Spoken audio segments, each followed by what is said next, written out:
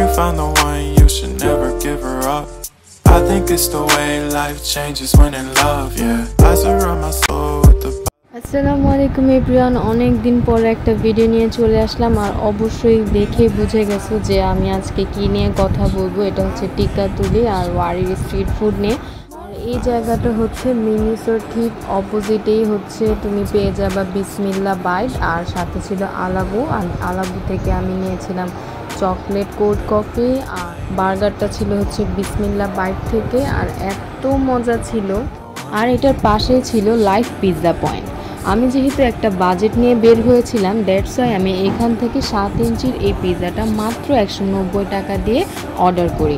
আর হ্যাঁ, এটা তারা ওভেন না, এভাবে কাঠ পুড়িয়ে বেক করে। আর এইভাবে লাইভ পিৎজা মেক করার ব্যাপারটা আমার কাছে অনেক অনেক বেশি ইন্টারেস্টিং লাগতেছিল। আমার মতো যারা স্ট্রিট ফুড খাইতে পছন্দ করো তারা অবশ্যই এটা ট্রাই করে দেখতে পারো। আর প্রথমেই তো আমি বলে নিয়েছিলাম এটা হচ্ছে মিনিসোর ঠিক অপোজিটে।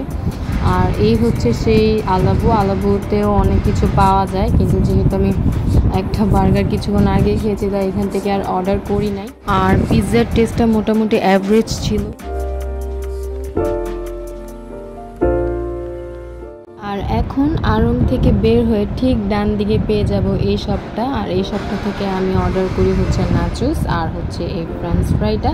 বাসা থেকে বের হয়েছিলাম 500-এর বাজেট নিয়ে, কিন্তু টিকাতুলির ইট অ্যান্ড বাইট থেকে এই পাস্তাটা, এটা হচ্ছে নাগা পাস্তা, এটা 100 টাকা নেওয়ার কারণে আমার 500 ক্রস হয়ে গেছিলো, যার কারণে আমি আমার টাস্কটা পুরো করতে পারি নাই। ভিডিওটা ভালো লাগলে অবশ্যই আমাকে সাপোর্ট করবা। আল্লাহ হাফেজ।